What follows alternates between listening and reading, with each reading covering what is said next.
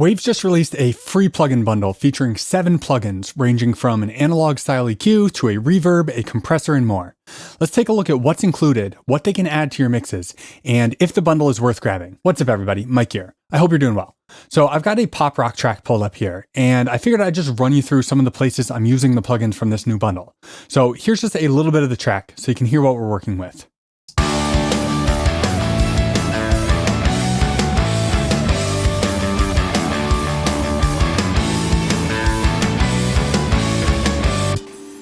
All right, so let's start out by taking a look at VEQ3. This is based on a Neve EQ. I'm not sure exactly which model, maybe a 1084, but it doesn't have the 16K option on the high shelf, so I'm not sure exactly. But it's something in the general 1073 family.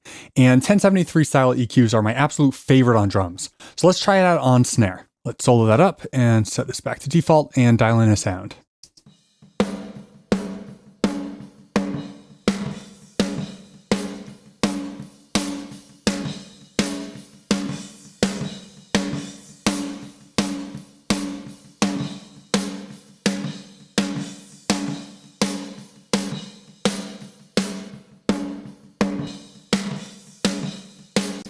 Yeah, that's doing exactly what I would expect a Neve style EQ to do. If you don't already own a 1073 style EQ, this right here is reason enough to grab this bundle. But now let's check out the V-Comp, which I think is based on the Neve 2254 compressor. Let's stick with the snare drum and see how it sounds. I'll bypass the distressor plugin I was using, and we'll dial this in.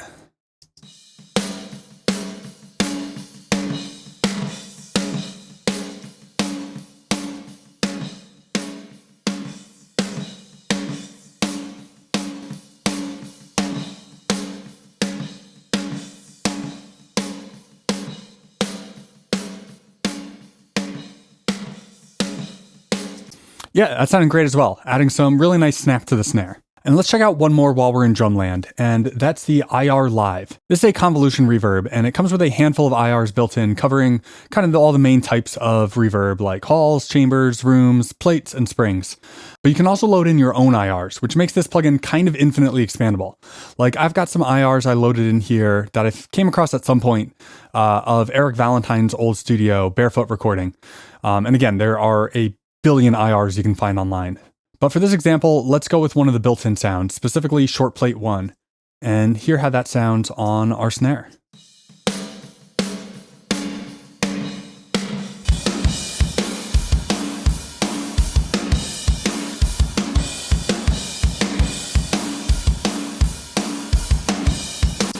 That's working for me. But let's move on from drums and try out the Lil Tube saturation plugin on bass. We've already got a pretty saturated bass amp sound that we recorded while tracking this song. You can hear that here.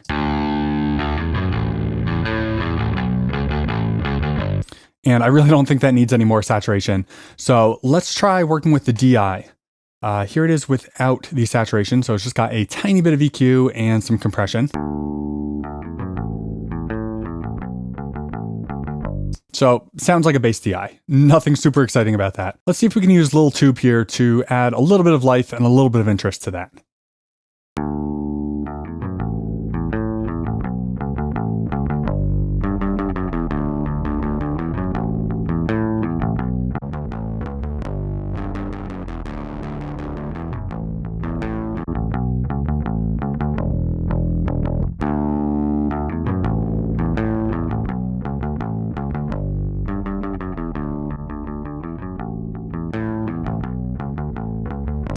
Again, sounds solid. You can obviously really mangle the sound if you really drive it in a high sensitivity setting, but I was liking it a bit milder than that, just adding a tiny bit of hair to the bass to keep it from just being that really boring sterile DI bass sound. And obviously with only a couple controls, this isn't going to be the most versatile saturation plugin in the world, but it's got a cool sound to it, so I'm okay with the simplicity.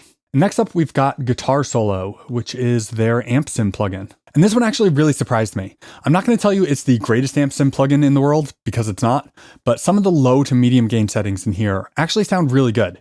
The high gain settings aren't quite doing it for me personally, but I was pleasantly surprised by the sound I was able to get for this track.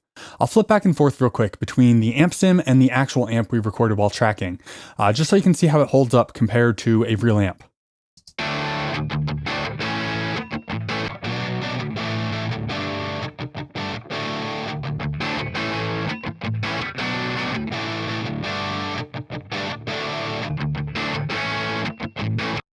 Pretty solid in my opinion. And you've got a bunch of different amp options, as well as cabs and microphones and even effect pedals. So there are a lot of sounds to be had in this. One weird quirk though is that it only runs in stereo or mono to stereo. There's no just straight mono option, which seems pretty weird for an amp sim. But I'm just using Pro Tools Down Mixer plugin here to squash it back down to mono afterwards. And next up, let's take a look at Flow Motion.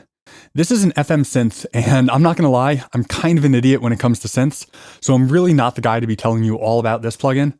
But I will say, just from flipping through some of the presets, it's got some cool sounds. And for my fellow synth idiots out there, the presets are all nicely organized into categories, so it makes it pretty easy to find what you're looking for. For this track, I found a cool Verby pluck sound that I thought worked pretty well.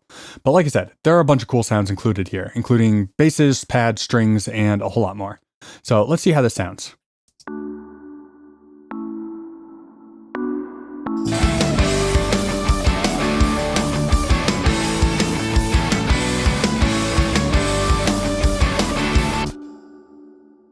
And finally, let's jump back to Drumland to take a look at Audio Track. This is just a pretty basic channel strip, including an EQ, gate, and compressor. Let's see what we can dial in with it on our kick drum.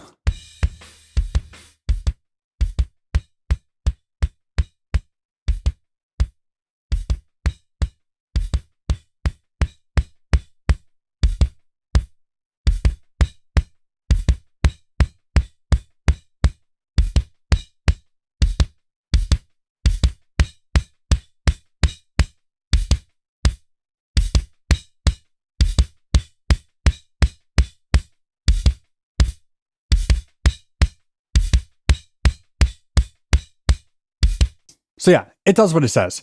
It's not the most exciting or inspiring plugin by any means, but if you just want a basic, simple channel strip, this will do the job. So all in all, I think this is a pretty solid little bundle, especially considering it's free. Like I mentioned earlier, the VEQ3 is reason enough to grab this if you don't already have a Neve style EQ. And I was pleasantly surprised by the Amp Sim and the saturation plugins. And if you're smarter than me and know how to use a synth, I thought that one had some cool sounds too. But yeah, if you want to grab this bundle, I'll put a link to it down in the description. Thanks so much for watching and happy mixing.